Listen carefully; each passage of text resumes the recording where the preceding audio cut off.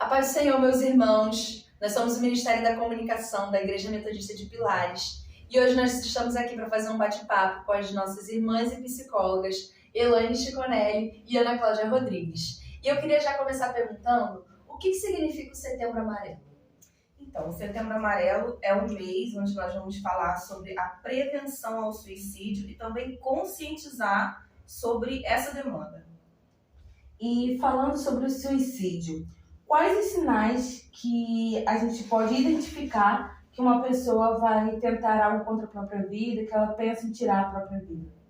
Então, quando a gente fala sobre um ser humano, a gente tem que olhar ele de forma integral, né? Olhar para a forma que ele funciona em diversas atividades do dia dele.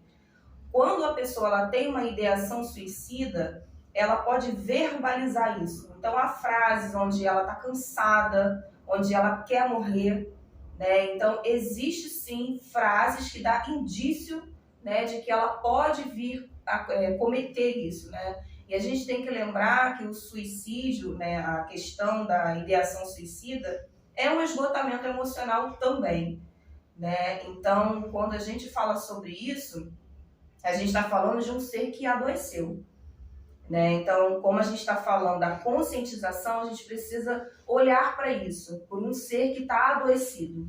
Então, ele pensa sim em acabar com a dor dele.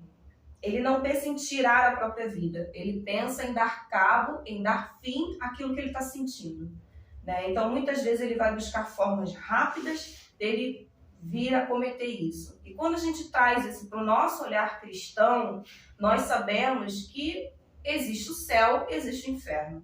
Então, se você perguntar para alguém, você pensa em se matar? Ele vai falar, não, porque eu sei, né, que a Bíblia vai nos dizer que o Senhor é quem dá a vida e quem tira a vida. Só que aí a gente pode olhar para um caso, né, que a gente conhece muito bem, que vai dizer que Elias, né, ele sentiu vontade de morrer e ele orou pedindo ao Senhor para que tirasse a vida dele, né? Então, quando nós trazemos isso para o nosso meio, para a nossa realidade, às vezes não está tão explícito, mas aí existem as formas de a gente olhar também para esses sinais. E o ser adoecido, ele pode sim ter uma depressão, ele pode vir de um transtorno bipolar, onde nós temos dois momentos, né? Um momento maníaco e um momento depressivo. Então a gente precisa olhar também para isso. E é interessante porque as pesquisas falam que quando a pessoa tem depressão, ela não tenta se matar quando ela está deprimida. Ela tenta se matar quando há uma melhora do diagnóstico. Então, por isso a importância da gente olhar para isso também, né? Sim, prestar atenção nesses sinais é importante porque as pessoas às vezes começam a trazer muito essa questão do desvalor, da desesperança. Isso são sinais, porque ela começa a perder a vontade, né, de viver. Isso é uma pessoa depressiva. E ela começa a apresentar esses quadros. A gente precisa ter um olhar para isso. Também essa variação de humor, como ela acabou de dizer agora, a bipolaridade. Então vai gerando isso, muitas vezes esses sinais que a gente tem que estar atento, né? É bom que a gente perceba para ajudar. E depressão é falta de fé?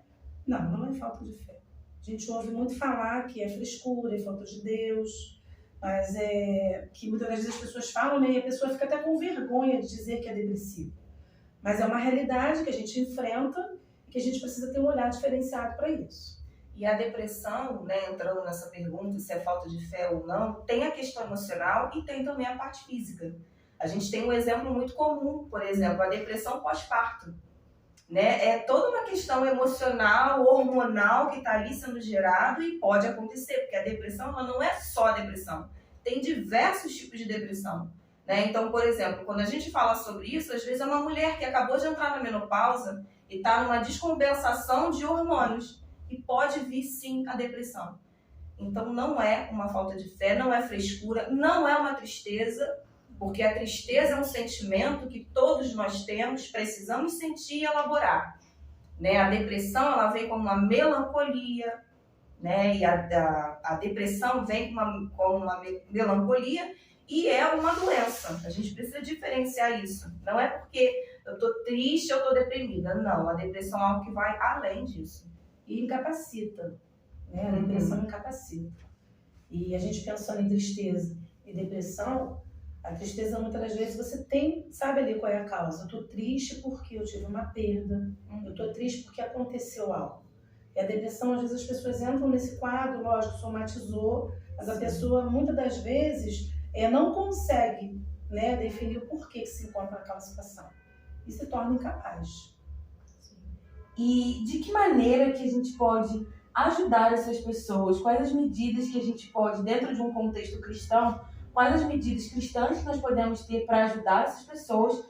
E até fora de um contexto cristão, quais as medidas que nós podemos tomar para poder ajudar essas pessoas? Então, é importante a gente perceber a fala, os sinais, dar atenção, ouvir sem julgamento, porque muitas vezes a gente ouve, mas há muito preconceito, e o preconceito atrapalha muito, né, o processo. A pessoa já está com dificuldade de elaborar e ainda tem o preconceito, de lidar com, de repente, alguém que não quer ouvir. Então a gente precisa estar atento também, ouvir essa dor, né, ouvir essa pessoa, essa dor que ela tem, que ela está ali, que é real para ela, e a gente precisa ouvir. Isso faz parte de um acolhimento. Sim. E a gente também é importante procurar um profissional, porque o olhar vai ser diferenciado para que a pessoa tenha a ajuda que ela precisa, né, necessita naquele momento. Aí, no caso, ela faz o acompanhamento tanto com o psicólogo como também com o psiquiatra, porque às vezes precisa entrar com o medicamento, né, a medicação, porque nós, enquanto profissionais da área da psicologia, a gente não pode receitar, né, nenhum tipo de medicamento. Então é importante que ela faça esse acompanhamento. Uma coisa muito importante é que nós, enquanto irmãos em Cristo, somos a rede de apoio dessa pessoa, né? Então por isso a importância do acolhimento, né? Porque quando essa pessoa está em tratamento, ela está com um profissional, tanto psicólogo quanto psiquiatra, mas ela também tem a rede de apoio. Quem está perto? Quem ela pode ligar para pedir uma ajuda? Né? E é muito interessante porque quando a gente vai estudar sobre isso, a gente vê pessoas que foram para um determinado lugar para cometer um suicídio e ela de alguma forma pediu uma ajuda não verbal. Por exemplo, a gente tem uma profissional que se chama Karina Fukumitsu, que ela é especialista em suicídio, né? E ela fala do caso da mãe dela. A mãe dela, ela tentava suicídio e quando ela tentava, ela botava uma chave debaixo do tapete. Então, o que isso quer dizer pra gente? Ela queria acabar com a dor dela, mas ela queria ajuda. Então, muitas vezes, a pessoa que está do nosso lado está pedindo ajuda e a gente não está tendo esse olhar.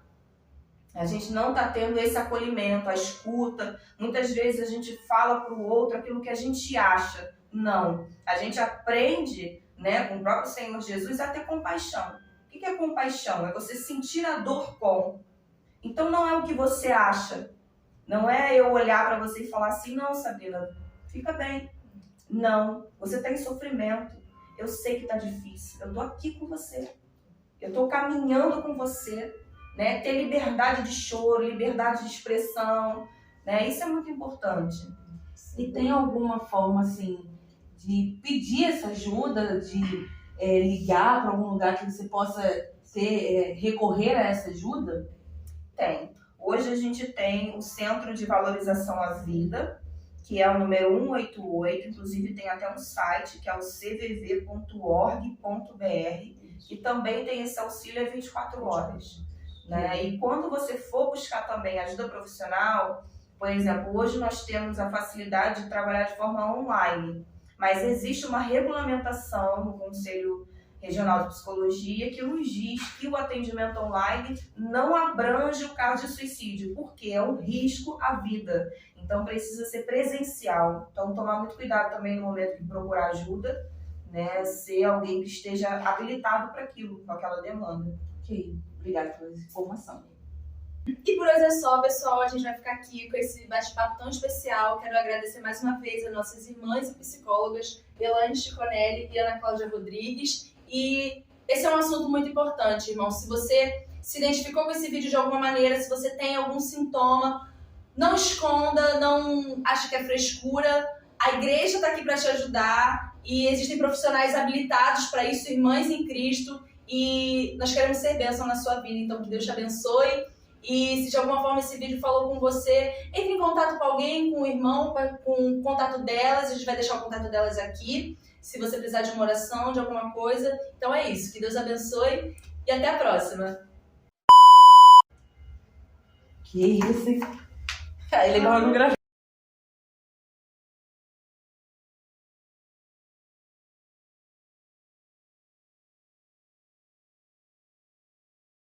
Jesus, amém. Amém. Quero agradecer mais uma vez, irmã Elaine, tia Ana Cláudia. Eu não sei o que falar. Tia Ana Cláudia, foi. Faz de novo só o agradecer vocês que a gente edita.